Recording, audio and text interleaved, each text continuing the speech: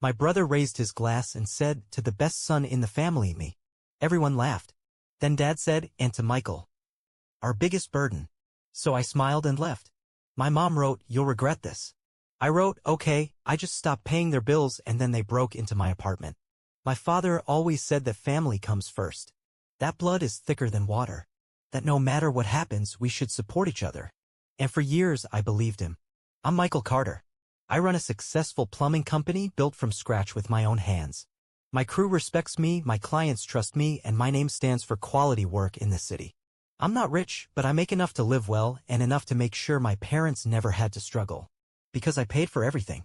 Their mortgage, their bills, their vacations, even the food on their table. Meanwhile, my younger brother, Alex, still lived at home. He was 31 years old and had never worked a serious job in his life. But if you asked my parents, he was the golden son. At every family dinner, Alex would sit beside me, patting my shoulder, saying things like, "Mike works so hard, Mom. I really admire him. I wish I had his discipline, but I just haven't found the right opportunity yet." We should all be grateful for everything Mike does for us. In front of my parents, he was my biggest supporter. Behind my back, he was my worst enemy. I found out the truth by accident one night about 2 years ago. I had stopped by my parents' house after work to drop off some groceries. As I stepped inside, I heard voices from the living room. Alex's voice. "Mom, Dad, you know Mike only does all this to make himself look good, right?" His voice was smooth, confident, like he was stating a fact.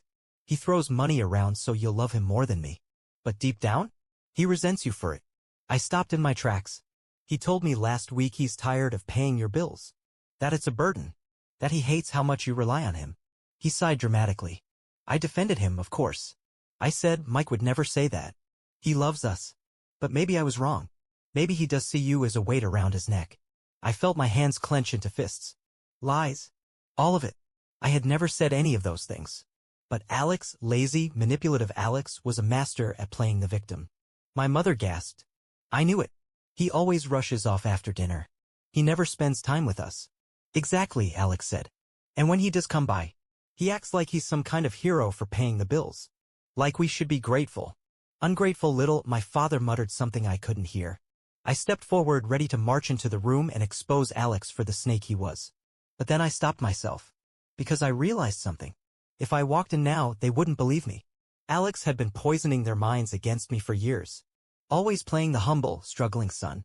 Always making sure they saw him as the good one and me as the selfish one. I took a step back. Then another. And I left. I never told Alex I had heard that conversation. I wanted to see how far he would go. And over the next 2 years, I watched it happen. Every time I paid for something, Alex twisted it. Mike just wants control. Every time I didn't visit, Mike doesn't really care about us. Every time I gave them money, Mike thinks he can buy your love. And my parents? They ate it up. Until the night they finally showed me exactly what I was worth to them. The celebration that wasn't mine. The dining room was packed with relatives, the air thick with laughter, the clinking of glasses, and the rich scent of roasted lamb. It was my mother's birthday, and I had, of course, paid for everything, the catering, the decorations, even the new dress she was wearing. I stood at the edge of the room, sipping my beer, exhausted from a long day at work, but content to see her happy. Then came the toast. "To our wonderful son, Alex," my father announced, raising his glass. "For being the pride of this family, for always being there when we need him." A round of applause. My beer glass froze at my lips. "Alex?" I looked at my brother, sprawled lazily in his chair, a cocky grin on his face. He caught my eye and winked. And that was the moment I knew. He had one. He had spent years twisting the truth, manipulating them, rewriting history in his favor. And now in their eyes I was nothing. "And to you, Michael," my mother added suddenly, turning toward me with a sweet smile. "For being, well, for being here." Laughter rippled through the room. For a moment I thought I had misheard her. "Here's to Michael." Alex smirked, lifting his glass. "Our little burden." More laughter. A burden. That's what I was to them. Not the son who had kept them afloat all these years. Not the man who had sacrificed his own comfort so they could live well. Just a burden. I set my glass down carefully. My hands were shaking. And for the first time in my life, I didn't swallow it down. I didn't make excuses for them. I didn't pretend it didn't hurt. Instead, I stood up, pulled my coat from the back of my chair, and walked out. I didn't say a word. Behind me, the laughter faded. The music kept playing. No one followed me. By the time I reached my truck, the cold air biting my face, I knew one thing for certain. I was done. That night, I made 2 phone calls. The first was to my landlord. "I'm moving out," I said. "I'll be gone by the weekend." The second was to my bank. "I need to change all my account details. Every single one." Because as of that moment, my parents weren't my problem anymore. The first few days after moving out felt unreal. I had spent years surrounded by noise, my mother calling to ask for just a little more money, my father sighing about overdue bills, my brother lounging around like a king while I worked 12-hour days. But now? Now in my new apartment, there was nothing but silence. Too much silence. I sat on my couch, staring at the unopened boxes around me. This was supposed to feel good. This was supposed to be freedom. Then why did I feel so uneasy? For the first time in my life, I wasn't responsible for anyone but myself. No one was asking me for anything. No one was guilt-tripping me into paying for something. And yet, deep down, I felt something stirring, a nagging voice in the back of my mind. How long before they come looking for you? I didn't have to wait long to find out. The next morning, my phone exploded with missed calls and messages. "Mom, where are you? Why are you ignoring us? Dad, this is ridiculous. Pick up the phone. Alex, dude, what is wrong with you?" I ignored them all. Then, in the afternoon, a different kind of message arrived. Bank notification, unusual login attempt detected. I frowned. A moment later, another message appeared. Your password has been changed successfully. What? A cold chill ran down my spine. I immediately called the bank, my heart pounding. Sir, did you authorize a login from a new device today? The bank representative asked. No. And you didn't request a password reset?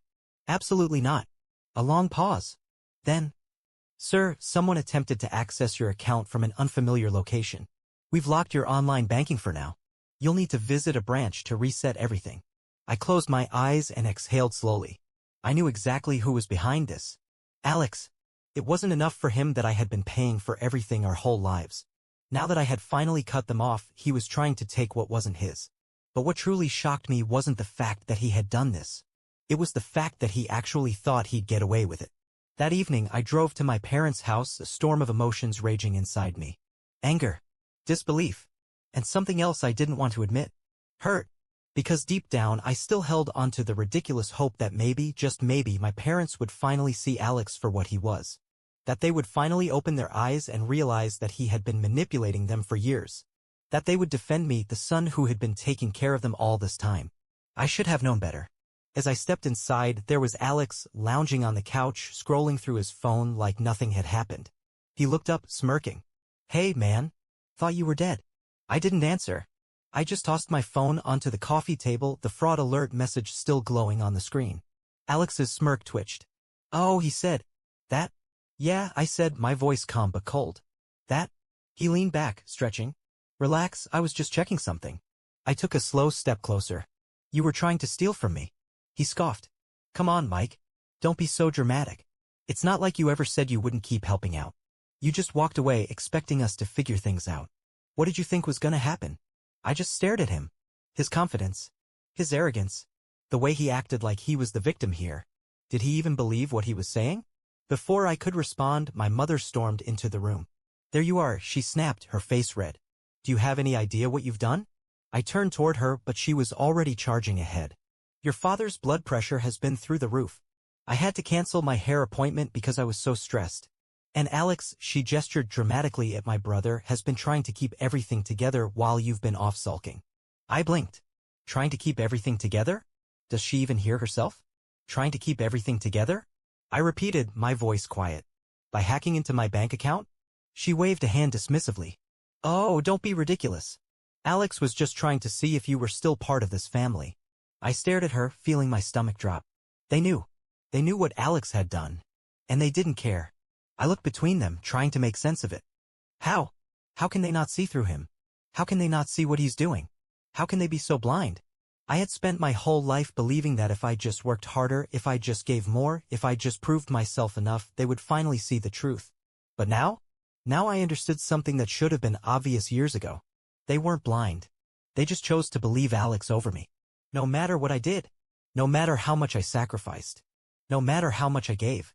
Alex could do no wrong in their eyes. And me? I was nothing more than a tool to them. A resource. A bank account. A burden.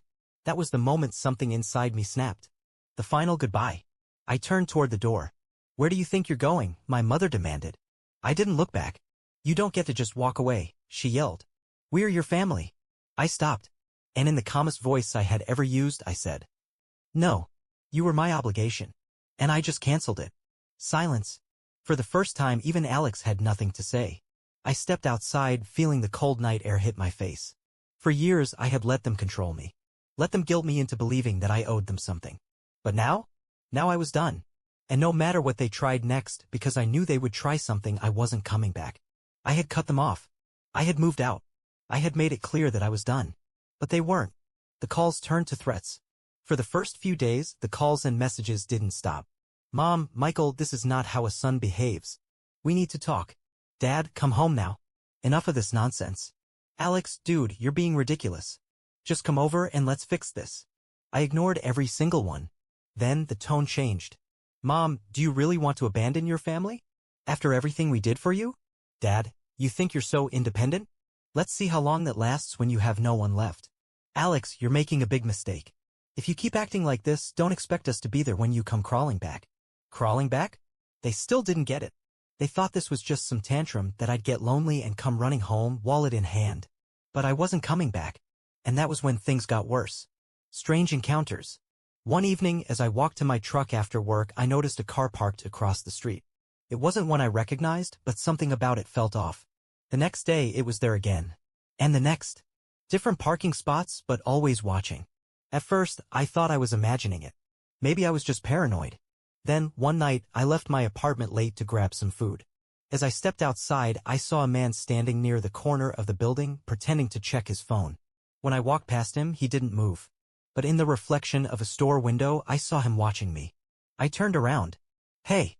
He looked up startled. Then, without a word, he walked off quickly, disappearing down the street. That's when I knew. This wasn't paranoia. Someone was following me. The private investigator. I didn't have to guess who was behind it. The next morning, I checked my mother's messages. Mom, we just want to know that you're okay. If you won't talk to us, we'll find another way. Another way. They had hired someone to watch me. I had left them, and instead of respecting my decision, they were tracking me like a criminal. For the first time since this whole thing started, I felt something I hadn't expected. Fear. Not just anger. Not just frustration. Real fear. Because this wasn't just about money anymore.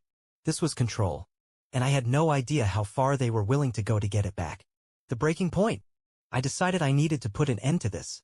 So that evening, I did something I knew would draw them out. I sent a message to the family group chat. Michael, I know you hired someone to follow me. Stop now or I'll go to the police. Less than a minute later, my phone rang. Mom. I picked up. How dare you threaten us, she hissed. We're just worried about you. You left without a word and now you're accusing us of spying on you. I clenched my jaw. Because that's exactly what you're doing. We just want to be sure you're safe, she snapped. But I see now. You don't care about this family at all. I forced a laugh. That's funny. Because I cared for this family every single day until I finally realized something. Realized what? She demanded. That you don't actually love me, I said, my voice steady. You just love what I can do for you. Silence. Then her voice dropped to an icy, sharp whisper. You think you're so smart? So independent? Who's going to cook for you? Who's going to wash your clothes? Who's going to clean up after you when you realize you can't do anything for yourself? I froze.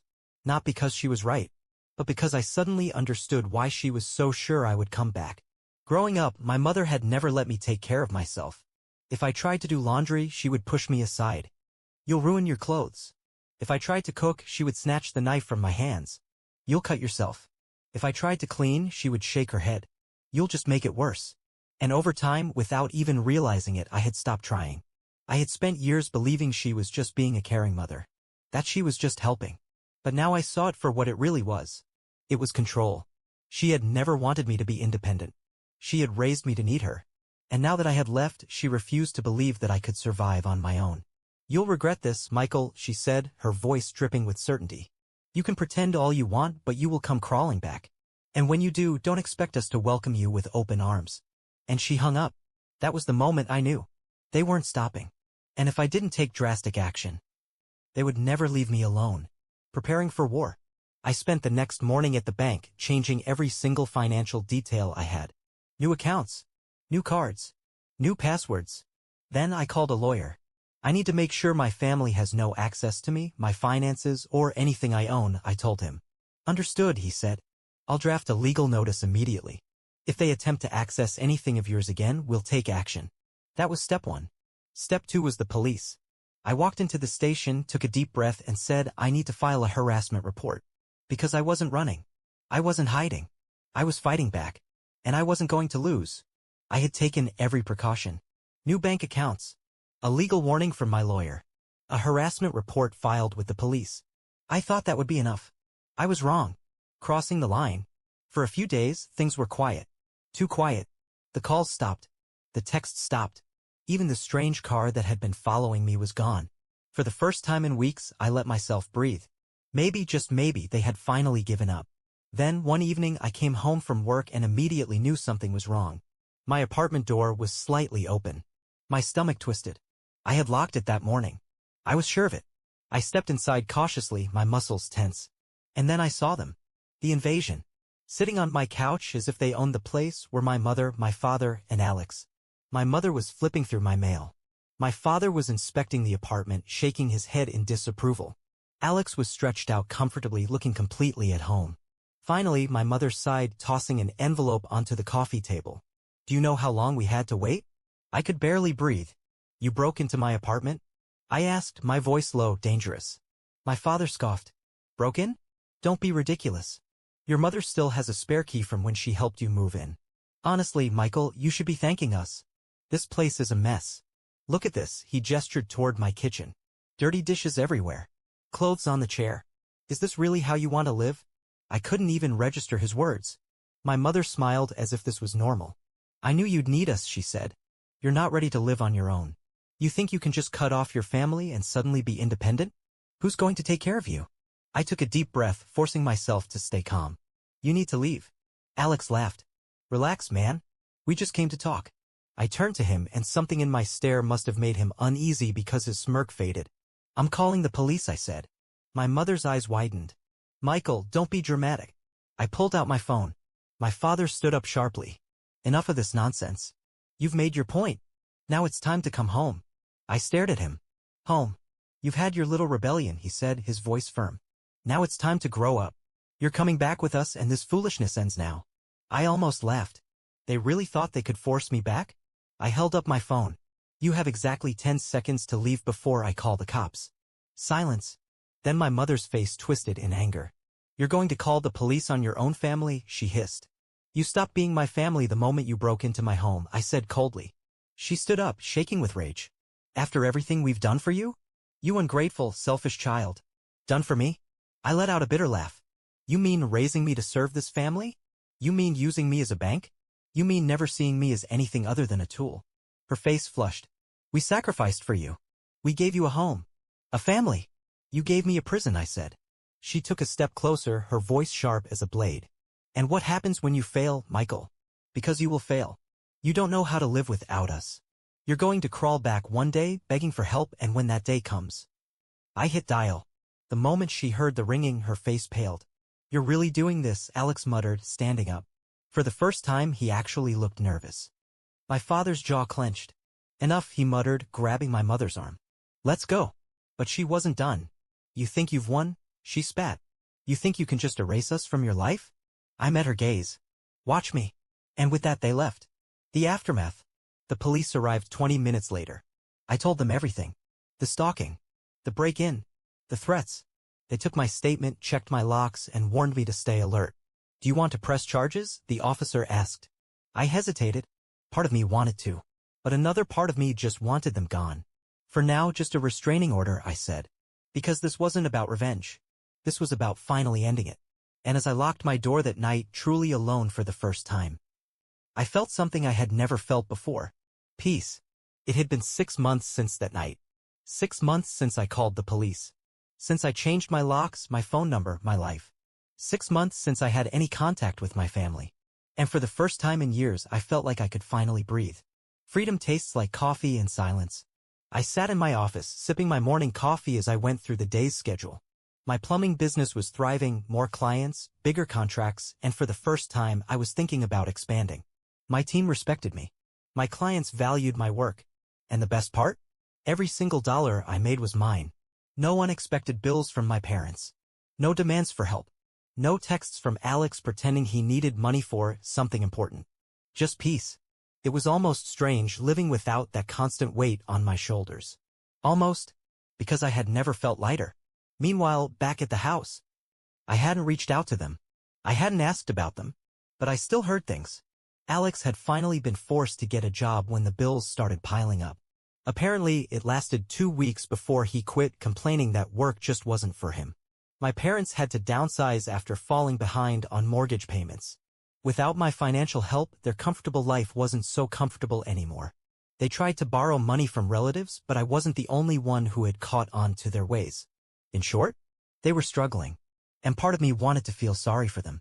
But I didn't, because they had done this to themselves. The last attempt. It was a Sunday afternoon when my phone buzzed with an unknown number. I almost ignored it, but something told me to pick up. I pressed the answer button, and the voice that greeted me sent an old, familiar chill down my spine. "Michael, honey, it's your mother." I exhaled slowly, leaning back in my chair. I knew this moment would come eventually. "I was just thinking about you," she continued, her voice unusually soft. "It's been so long. Don't you think it's time we put this all behind us?" I let the silence stretch. Then she sighed dramatically. "Listen, your father and we've had a rough time. We just want to see you, that's all. Can't we just have dinner together? As a family." I almost laughed. As a family? The same family that had treated me like an ATM? That had broken into my home? That had stalked me, threatened me, tried to make me feel small? And now that they were struggling, now they wanted to talk? I kept my voice calm. "I hope you're doing well, Mom." She jumped at the kindness. "Oh, sweetheart, I knew you'd come around, but we have nothing to talk about." Silence. Then her voice hardened. "Michael, don't be like this. We're still your parents. We raised you. We took care of you." I nodded even though she couldn't see me. "And I paid you back for that 1,000 times over." "That's not the point," she snapped. "You're acting like you don't even care about us anymore." I sighed. "I don't think you understand, Mom. You didn't lose me 6 months ago. You lost me years ago." More silence. Then her voice turned ice cold. "Fine, but don't expect us to be there when you need us." I smiled. "I haven't needed you for a long time." And with that I ended the call. The final goodbye. I sat there for a moment, staring at my phone. Waiting for the guilt, the sadness, the pain. But it never came. Because I finally understood. Family isn't about blood. It's about respect. And if anyone only values you for what you can do for them, they're not family. They're just people who used to know you. I stood up, stretched, and grabbed my keys. I had a business to run, a life to enjoy, and a future that belonged only to me. And this time I was never looking back.